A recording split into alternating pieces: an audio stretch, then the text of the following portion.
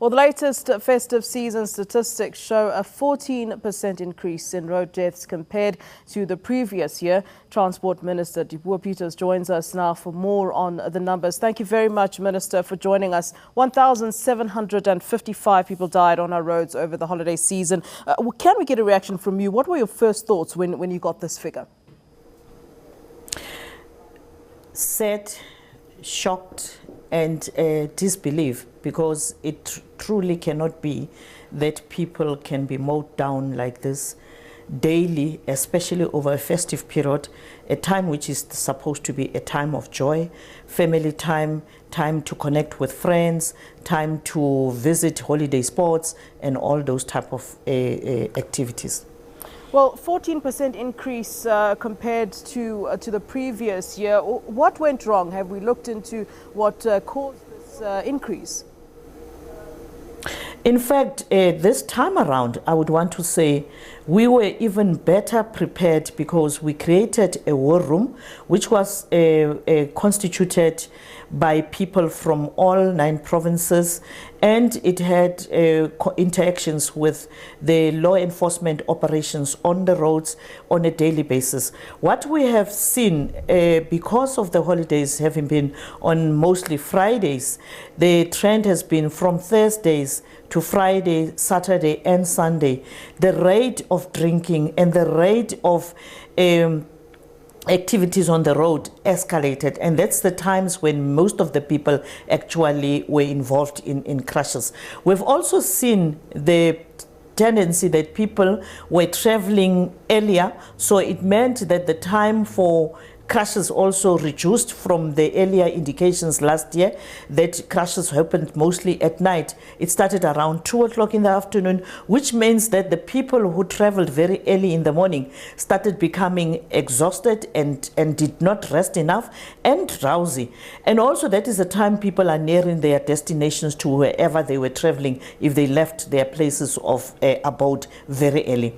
One of the things that I really need to raise is that there were heightened law enforcement operations. In fact, this time around we introduced the 24-hour law enforcement and increased the overtime for our law enforcement officers. Many of them did not take the annual leaves, because you know this is also the time that they usually take annual leaves. They were available across throughout the day. We've also seen the anti-corruption unit targeting quite a lot of our law enforcement officers for the fraud and corruption that happens in the sector, and apprehending traffic officers for soliciting bribes, and we believe we need to do more of those. One of the things that we have realized also is the increase in the vehicle population. More than 300,000 new vehicles on the road in terms of the figures that we have seen. More than another 500,000 people who have acquired driver's licenses. The other challenge that we have also seen is that the figures still indicate predominantly young people from the ages of 20 to around 39, the cream of our society, economically active or people who are supposed to be entrepreneurs or still studying. They are the ones that were affected. People who are buying new cars, people who probably have just qualified and have started working.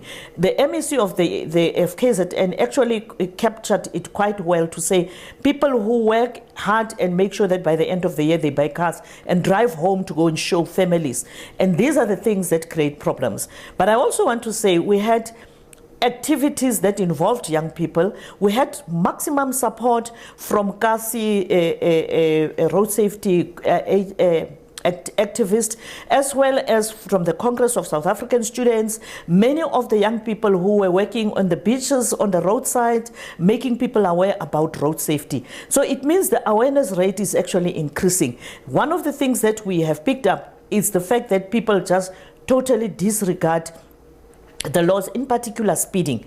We have seen the number of people who are arrested for speeding, and it shows that if we can zero in on speeding, we would be able to reduce this carnage. If you see the pictures of the crashes, it actually gives you a true picture that these people were speeding. For the vehicle to be crushed to splinters like it in most instances, Minister, let me come in here. Minister, let me come in here. Now, KZN was the only province where the death toll decreased. Do we know how they got it right? And isn't that quite something, given that a lot of people do drive to KZN, whether it's on holiday to go to the beach or whether it is to see family? Why did why were they the only province where we saw a decrease? You'd remember that in the previous years, KZN always topped the list, Easter and the festive period. So the focus was predominantly on KZN. And that's why I give you an indication of also the work of the road safety ambassadors as well as the road safety activists in that part of our country. But I would also want to indicate the partnership of the province together with the National Traffic Police as well as the municipality and the 24-hour visibility across the town as well as in the cities, the municipalities also knowing that quite a number of people will be going to the beaches. Focusing intensively on roads user education has contributed to the reduction. So it is important that we also note that that reduction does necessarily mean that we need to do more, but we also applaud the team in KZN for the visibility and as well as for the activities that they were engaged in, as well as the NGOs and CBOs and our activists and ambassadors. You would remember that there were matches in KZN, there were activities on the beachfront where young people were actually the ones that went actually from person to person talking to them. So I believe that more awareness, more activities of that nature, more resources to make sure that our traffic officers can be available 24/7 would make it possible for us to reduce this carnage. And I'm happy to indicate that we are still engaging with the Department of Public Service and Administration to make it possible that we can introduce this 24-hour law enforcement operations, because that is what we need. If you look at the figures that indicate that around 11 o'clock at night, people were still involved in crashes at that particular time, it tells you that more needs to be done. But I would want to say that the collective effort of all the 9 provinces with the national departments, together supported by the South African National Defence Force, the SAPS and the EMS from the Department of Health, has actually produced the results that we see, that with regard to the rejections in other areas, but also the law enforcement tightened up, making sure that we arrest people and make it possible that we could bring the figures down. Had we not increased law enforcement, the figures would have been worse than they actually are right now. Minister, thank you very much for your time. That's Transport Minister Dipuo Peters.